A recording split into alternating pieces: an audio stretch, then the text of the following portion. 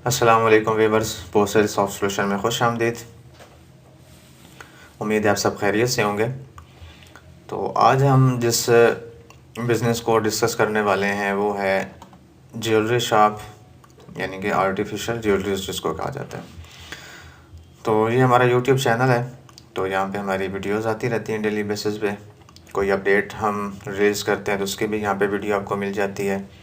तो हमारे चैनल को सब्सक्राइब करें ताकि नोटिफिकेशन आपके पास आता रहे जैसे ही कोई वीडियो अपलोड होती है। तो यहाँ पे तमाम बिज़नेस की वीडियोस जो है ना वो अवेलेबल हैं। तो चलते हैं हम सॉफ्टवेयर में कि उसमें किस तरह से आपने आर्टिफिशियल ज्वेलरी की शॉप को मैनेज करना है। तो हम सॉफ्टवेयर को ओपन कर लेते हैं। ये मेन डैशबोर्ड है सॉफ्टवेयर का, और यहाँ पे सारी ट्रांजैक्शन वगैरह शो होती रहती हैं। जिस तरह से आप कोई भी ट्रांजैक्शन करते हैं, कोई भी पेमेंट आपकी इन होती है, आउट होती है, तो ये सारी यहाँ पे डैशबोर्ड जो है यहाँ पे शो करता रहता है। अगर आप इसको ऑफ़ करना चाहें तो ऑफ़ भी कर सकते हैं। तो जब आप सॉफ्टवेयर इंस्टॉल करवाते हैं तो फ़र्स्ट ऑफ़ ऑल आपको कुछ सेटिंग्स जो हैं वो करनी होती हैं। तो इस वीडियो में हम उन सेटिंग्स की बात कर रहे हैं कि वो आपने किस तरह से करनी होती हैं। फ़र्स्ट ऑफ़ ऑल जो है ये मास्टर सेटअप के अंदर बिज़नेस सेटिंग है। यहाँ पे आप अपने बिज़नेस की सेटिंग जो है वो कर सकते हैं।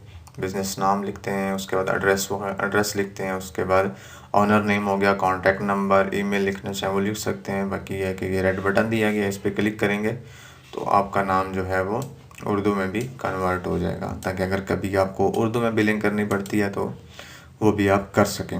लोगो लगाना चाहें वो लगा सकते हैं, और उसके बाद फूटर में कोई चीज़ लिखना चाहें जो आप बिल के ऊपर दिखाना चाह रहे हैं तो वो भी यहाँ से आप जो है लिख सकते हैं यहाँ पे। उसके बाद ये बिज़नेस इंफॉर्मेशन वाला पेज आ जाता है। फिर उसके बाद जो है यहाँ पे कॉन्फ़िगरेशन सेटिंग्स आ जाती हैं, यानी कि जिस तरह से आप अपने बिज़नेस को लेके चलना चाह रहे हैं, जिस तरह की रिपोर्टिंग वगैरह आपको चाहिए वो सारी यहाँ पे जो है ना अवेलेबल होती है। और कोई चीज़ आपको चाहिए तो उसको आप चेक कर लेते हैं, कोई चीज़ आपको नहीं चाहिए तो उसको आप डीएक्टिव यहाँ से कर सकते हैं। उसके बाद आप इसको सेव कर दें। इसको आप कभी भी यानी कि चेंज करना चाहें तो अपडेट कर सकते हैं चीज़ें अपनी, ठीक है। उसके बाद फाइनेंशियल ईयर आ जाता है कि जो आपके यानी कि ट्रांजैक्शन वगैरह हैं वो किस तरह से आपको किस ईयर से किस ईयर तक दिखाए, तो वो यहाँ से आप फाइनेंशियल ईयर अपना सेट कर सकते हैं। और उसके बाद आ जाता है यानी कि लाइसेंस के बारे में आ जाता है। तो वो यहाँ पे आपकी इंफॉर्मेशन शो हो रही होती है लाइसेंस की। और इसके बाद नेक्स्ट सेक्शन जो है वो यूज़र मैनेजमेंट सेक्शन के हवाले से है।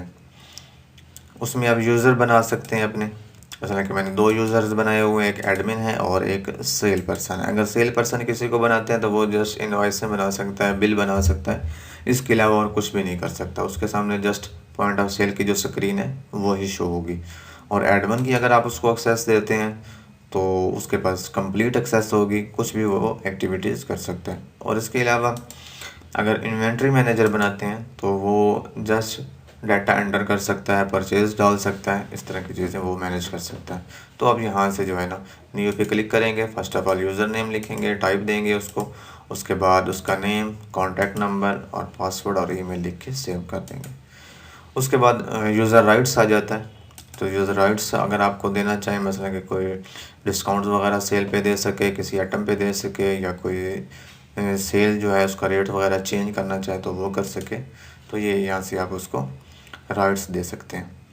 और उसके बाद आ जाता है चेंज पासवर्ड। चेंज पासवर्ड में यह है कि आपने यहाँ से यूज़र सेलेक्ट करना होता है, जिस यूज़र का पासवर्ड चेंज करना चाह रहे हैं उसका पुराना पासवर्ड लिखेंगे, न्यू पासवर्ड, और फिर कन्फर्म पासवर्ड करके चेंज पासवर्ड पे क्लिक कर देंगे तो उसका पासवर्ड जो है वो चेंज हो जाएगा।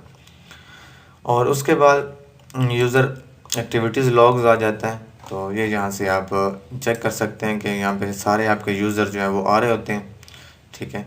तो जिस यूज़र की एक्टिविटी आपने चेक करनी होगी, आपने वही यूज़र यहाँ पे सिलेक्ट करना है और उसकी यहाँ से एक्टिविटी आपके सामने आ जाती है।